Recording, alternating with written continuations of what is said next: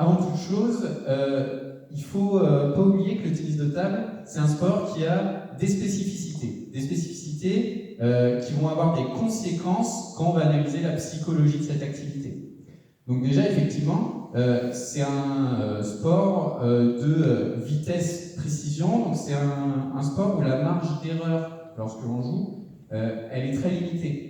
Et donc, le moindre bras qui tremble ou la moindre hésitation, ça va causer tout de suite une faute directe, et donc ça va demander une gestion de ses émotions, une gestion de sa psychologie qui est peut-être plus prégnante, plus centrale que dans d'autres activités, où la marge d'erreur sera peut-être un peu plus importante. On enchaîne des efforts, donc ça c'est plutôt les données physiologiques qui nous font dire ça, et ça a aussi une importance quand on s'intéresse à la psychologie du sport, parce que ça veut dire qu'après chaque point, après chaque match, il faut faire en sorte de pouvoir en enchaîner un autre. Donc si j'ai gagné le point, il va falloir gérer la confiance. Si je l'ai perdu, il va falloir également y réfléchir, passer tout de suite à la suite. Et c'est la même chose au cours d'une compétition, passer d'un match à l'autre. Donc ça, c'est aussi quelque chose qui est assez spécifique à notre activité. C'est une activité duel, effectivement. Le tennis de table, ça demande de faire attention à soi, mais par rapport à d'autres sports individuels, comme si je fais par exemple du tir à l'arc ou de l'athlétisme pour beaucoup, je ne vais pas pouvoir me concentrer uniquement que sur moi. Donc il va falloir que je gère mes émotions, ma psychologie, mais il va aussi falloir que je joue avec mon adversaire. Et ça, c'est quelque chose qui est spécifique au sport d'opposition. Et puis enfin, je le disais tout à l'heure, c'est un sport où la marge d'erreur est faible et c'est un sport qui demande énormément de répétitions. Les entraîneurs, les joueurs le savent, pour être bon au tennis de table, il n'y a qu'un seul moyen, c'est d'y passer des heures. Et passer des heures dans une salle, passer des heures à s'entraîner, ça peut avoir des conséquences, encore une fois, d'un point de vue de la psychologie, pour des athlètes qui sont parfois très jeunes. Et donc moi, mon travail que j'ai fait assez récemment, ça a été d'essayer d'articuler ce qu'on connaît d'un point de vue scientifique et puis les problématiques de terrain pour les joueurs, pour les entraîneurs. Voilà, essayer de mettre en relation ces deux mondes qui évoluent parfois en parallèle alors qu'ils ont des intérêts communs. Donc pour ça, je me centre sur plusieurs éléments. Donc déjà le match, on est d'accord que le match au tennis de table, c'est ce qu'il y a de central, c'est ce qui nous paraît être vraiment le cœur de l'activité. Mais le match qui se situe également au cœur d'une compétition où on va enchaîner plusieurs matchs, et donc la gestion de cette compétition va être importante.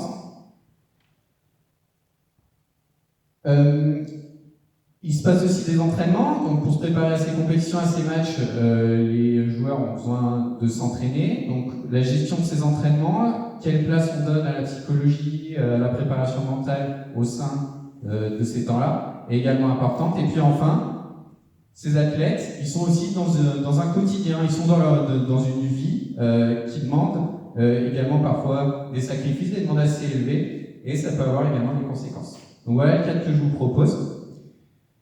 Et puis je vous le disais, ce qui nous a semblé intéressant dans ce travail, c'est de synthétiser. Souvent quand on discute avec des pongistes, des entraîneurs, même des cadres techniques, ils ont l'impression qu'il n'y a pas grand-chose qui a été fait sur le tennis de table.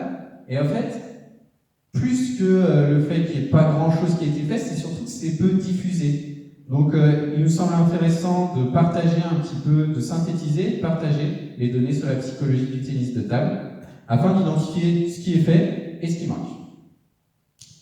Donc je vais commencer par vous parler du temps, donc du quotidien. Donc, les pongistes, ils sont soumis donc, à des fortes contraintes d'entraînement. Et il y a notamment tout un axe de travail qui a été fait en psychologie du sport sur la gestion de ces temps d'entraînement pour les jeunes en centre d'entraînement intensif. Donc tout ce qui va être Pôle France, Pôle Espoir, INSEP. Et donc, en effet, les recherches le confirment, ces athlètes sont soumis à des fortes demandes, que ce soit physiologiques par l'entraînement, psychologiques ou sociales. Et ça a donc des conséquences sur des données psycho, comme le burn-out sportif qui peut exister chez certains de ces athlètes, sur la motivation, sur les émotions. Et par rapport à ça, ce qui ressort des principales études, donc qui seront développées un petit peu plus tard par Guillaume Martinin, c'est qu'il y a une forte hétérogénéité.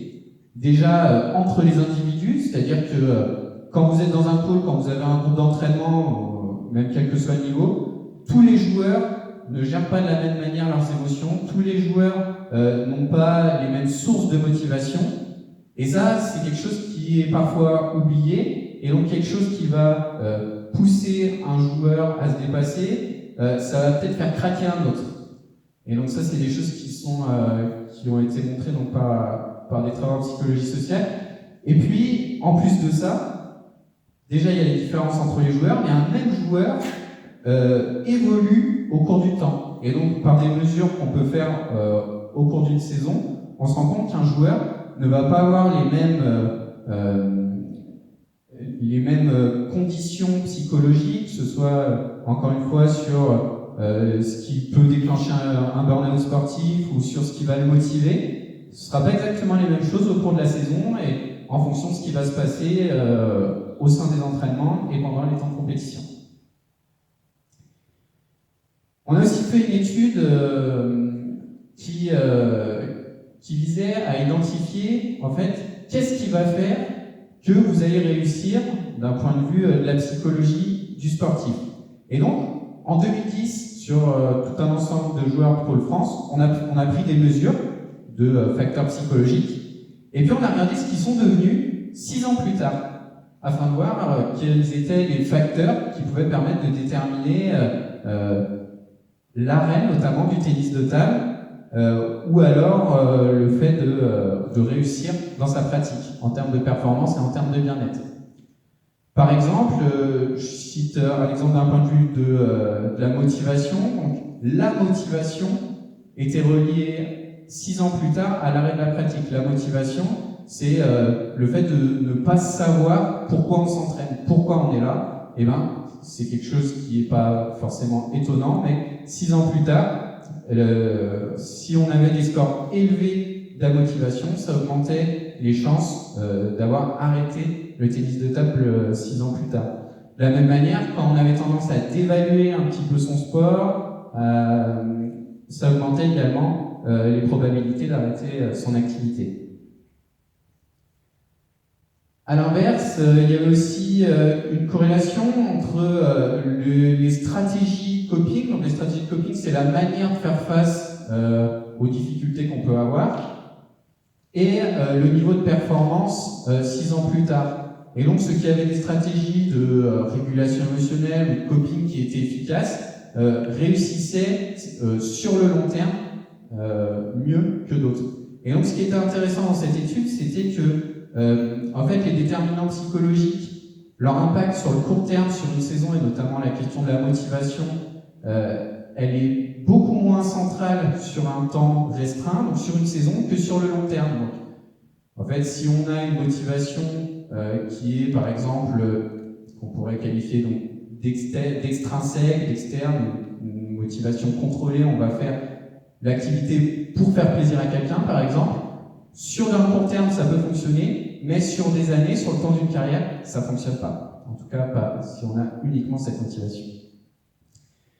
Le coping, ça a aussi été analysé à travers un programme de quelques mois sur certains joueurs, où en fait on essayait de développer leur stratégie de régulation émotionnelle, donc, leur manière de faire face aux événements qui peuvent jalonner les compétitions et surtout le temps des entraînements. Et effectivement, les joueurs qui ont fait ce programme ont eu des conséquences positives sur leurs émotions et notamment sur leur gestion de la colère. Donc, ça confirmait des études un petit peu plus exploratoires qui montraient qu'un programme qui est spécifique sur ces stratégies de coping, ces stratégies de régulation de ses émotions, fonctionnait bien sur l'activité tennis de table. Ce qu'on peut retenir de cet aspect donc, quotidien, le fait de pouvoir encaisser toutes ces charges d'entraînement, c'est qu'il y a des facteurs qui paraissent centraux, c'est notamment la motivation et les stratégies de coping, le fait de réguler ses émotions. Je passe maintenant à un temps un peu plus précis pour les pongistes, c'est le temps de l'entraînement. Et donc, quand on parle d'entraînement et de psychologie, on parle beaucoup de préparation mentale. Et donc, la préparation mentale, dans l'absolu, c'est assez reconnu que l'aspect psychologique, il a une importance au tennis de table. Tous les athlètes le reconnaissent, les entraîneurs également. Par contre, de là à mettre en place un protocole de préparation mentale, à mettre de la préparation mentale au sein des entraînements, prendre du temps spécifique pour ça, souvent c'est plus compliqué, par manque de temps, et puis c'est pas forcément ce qui passe en priorité. D'après l'entraîneur actuel de l'équipe de France senior, c'est pourtant quelque chose qui est pointé comme encore déficient chez un certain nombre de joueurs.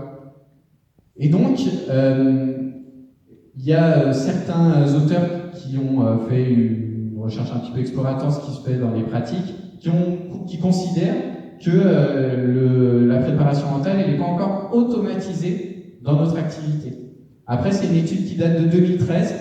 En 2013 et 2019, c'est plutôt mon ressenti à moi, j'ai l'impression qu'il y a quand même une évolution qui se fait et qu'il y a quand même de plus en plus de préparation mentale qui s'intègre dans les centres d'entraînement. C'est vraiment plus une exception de voir la préparation mentale dans des salles de tennis de table, mais on peut reconnaître que ce n'est pas quelque chose d'automatique, quelque chose de naturel. Après les techniques, c'est-à-dire qu'est-ce qu'on y fait dans la préparation mentale, il y en a plusieurs, il y a vraiment tout un tas de techniques qui sont utilisées, ça va de la sophrologie, de la relaxation, beaucoup de choses sont utilisées. Après, ce qui est intéressant, c'est pourquoi on les utilise, quels sont leurs buts. Donc là, il y a, à ma connaissance, en termes scientifiques, il y en a très peu qui ont testé des vrais protocoles de préparation mentale. Il y en a un qui a été testé, mais sur uniquement 4 joueurs. Et donc là, c'était un programme qui visait à se centrer sur la fixation de buts, donc quels sont les objectifs à court terme, à moyen terme, à long terme. On faisait réfléchir les joueurs là-dessus. Sur la visualisation, imaginez un petit peu ce qui s'est passé, ce qui va se passer, essayer de se projeter par de l'imagerie. Et puis un travail sur la confiance en soi des joueurs. Et bien, encore une fois, c'est un programme qui a montré que ça marchait. Les émotions négatives étaient en baisse et les performances en hausse. Par contre, on n'était que sur 4 joueurs, et ça, d'un point de vue scientifique, c'est beaucoup trop léger pour pouvoir faire des conclusions qu'on peut généraliser. Et encore une fois, sur la préparation mentale, il y a des différences interindividuelles qui sont assez énormes. On a des grosses différences d'un joueur à l'autre sur déjà la représentation de la préparation mentale, qu'est-ce que ça, quel intérêt ça a, et puis sur ce qui va être, ce qui va marcher avec un joueur, on ne va pas marcher forcément avec un autre. Et donc ça demande un suivi qui est plutôt individuel. J'en arrive maintenant au temps de la compétition. Donc au tennis de table, la compétition, c'est quelque chose de central. On enchaîne les matchs, on ne fait pas qu'un seul match, à l'image de ce qu'on peut voir là, pendant les championnats d'Europe. Il va falloir pouvoir les enchaîner. Et cette compétition, elle peut générer un stress, une anxiété. Et donc c'est pour ça là, que je vous mettais le témoignage de Malon, donc, qui est quand même pas un amateur, et qui déclarait aux journalistes que lui, à l'approche des compétitions, sa stratégie, c'était d'aller boire de l'alcool avant la compétition pour diminuer le stress. Dans le sport, d'une manière générale, la compétition, ça crée de l'anxiété. Ça crée de l'anxiété, l'organisme doit se préparer à être perturbé dès quelques jours qui arrivent sur la compétition, avant la compétition. Et au tennis de table, c'est vérifié également. Au tennis de table, il y a une anxiété pré-compétitive qui est assez importante. Et donc, c'est à l'approche des compétitions importantes notamment. Et donc, on va avoir, aux périodes avant les compétitions importantes, pour des jeunes de pôle en mars, avril, mai, avant les championnats de France, une anxiété qui va augmenter. Il y a également une étude qui a montré que les préoccupations des joueurs pendant les compétitions, sur la base d'un suivi psychologique, c'était principalement la peur des blessures, la perte de confiance Et puis la peur d'une manière générale. Donc ça, c'est des problématiques qui touchent des joueurs même de très haut niveau. Ça, c'était sur des joueurs chinois lors d'un championnat du monde sur quel était l'objet des consultations psychologiques pour ces joueurs. Pour limiter cette anxiété compétitive et pré-compétitive, ce qui marche, c'est d'avoir une confiance en soi qui soit élevée et qui soit maintenue pendant la compétition, même en cas d'échec. Et donc, ça, c'est des choses qui ont été pareil prouvées, que des scores de confiance en soi élevés permettaient de limiter cette anxiété compétitive et pré-compétitive. Et pourtant, on se rend compte qu'à l'approche des compétitions, tout le suivi psychologique, toute la préparation mentale, elle a tendance à diminuer. Parce qu'il y a des contraintes logistiques, parce qu'on est pris par le temps, il faut travailler ses schémas de jeu, il faut travailler l'opposition, il faut être sûr qu'on soit prêt physiquement, il faut se déplacer sur le lieu de compétition, etc. Et ça fait que souvent, on est pris par le temps, et ce qui est mis de côté souvent, c'est l'aspect préparation mentale. Et donc, les conseils qu'on peut faire d'un point de vue pratique, ce serait de maintenir le suivi, de faire des rappels, même si c'est court, même si c'est succinct, rappeler le travail qui a été fait au préalable pendant les compétitions et à l'approche de ces compétitions. Pour terminer, j'en arrive sur le temps du match. Le match, il y a quelque chose qui est mis en avant par la littérature scientifique, c'est l'importance des émotions. Les émotions, elles sont prégnantes dans un match de tennis de table et elles sont nombreuses.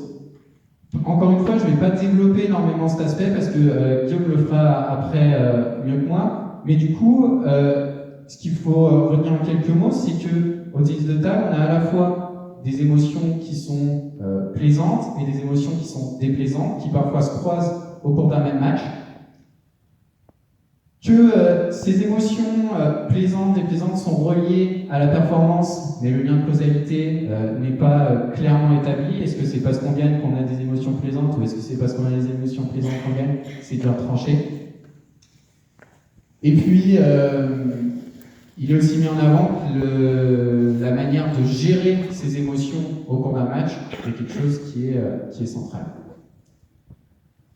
Une autre étude dont je voulais vous parler rapidement, c'est une étude qui montre que la gestuelle qu'on a entre les points, ce qu'on appelle les comportements non verbaux, ça peut avoir un impact sur la performance. Et donc ça, c'est une étude donc, de Sylvain Ledo, ici présent, qui a montré qu'il y avait à la fois des attitudes qui sont fonctionnelles entre les points, le fait de trottiner dans l'aire de jeu, de montrer son point, c'est des gestuels, des attitudes qui sont souvent corrélées à la performance, tandis que d'autres attitudes sont plutôt corrélées à la perte du point suivant, la perte du set, comme par exemple le fait de mimer un geste raté, quelque chose qu'on voit souvent. Un travail là-dessus peut donc être nécessaire, notamment par une analyse vidéo. Je vous disais, donc c'est les émotions qui sont assez centrales au tennis de table, et donc notamment leur gestion. Et donc, par rapport à ça, ces émotions, elles sont notamment influencées par les choix qu'on va faire et par l'intention des joueurs au cours du match. Donc ça, c'est notamment des travaux en action située de Carol Seb et Germain Coisa qui se sont attardés un peu sur ces problèmes-là et qui montrent qu'au cours d'un match, un joueur, il va à la fois être concentré sur gagner le point, mais également sur enquêter sur son adversaire par la recherche d'informations sur ce qui marche, ce qui ne marche pas, quelles sont les spécificités de mon adversaire. Et donc, il y a une phrase que j'aime bien qui dit que l'activité d'épongisme ne consiste pas simplement en la simple reproduction d'habiletés motrices et décisionnelles, mais elle se construit au pas à pas avec les éléments qu'on rencontre. Donc on n'applique pas une recette de cuisine pour jouer au tennis de table, mais on s'adapte en permanence à son adversaire. C'est un petit peu... Donc, ce qu'il y a à retenir sur ce temps du match de compétition, c'est qu'il est à la fois central d'être capable de réguler ses propres émotions, mais également de jouer sur les émotions de mon adversaire. Et donc, à travers ça, on a tout ce qui va être le fait de feinter ses émotions, d'en masquer certaines, d'en exagérer d'autres, afin d'influencer mon adversaire. Ça revient à ce que je vous disais au début, le tennis de table est une activité duel, je ne peux pas me centrer uniquement sur moi-même. Pour conclure, D'un côté, il est assez intéressant de montrer qu'il y a une quantité de travaux en psychologie du sport qui est quand même assez intéressante. Il y a pas mal de travaux en psychologie du tennis de table qui ne sont pas forcément connus, qui explorent le tennis de table et qui sont capables de nous dire quelle qualité il faut avoir pour être bon au tennis de table, d'un point de vue psycho. Mais d'un autre côté, on a peu de connaissances sur comment faire progresser ces activités, ces compétences, mis à part les travaux d'entraîneurs et donc les travaux empiriques. Et d'un point de vue de la littérature scientifique, il y a très peu de protocoles qui ont mesuré, quel travail, qu'est-ce qu'il faut mettre en place précisément pour améliorer ses compétences. Et donc ça mériterait notamment un travail sur les points que j'ai mis en avant, donc à la fois la régulation de ses émotions, la motivation et l'environnement du joueur. Voilà, je vous remercie pour votre attention.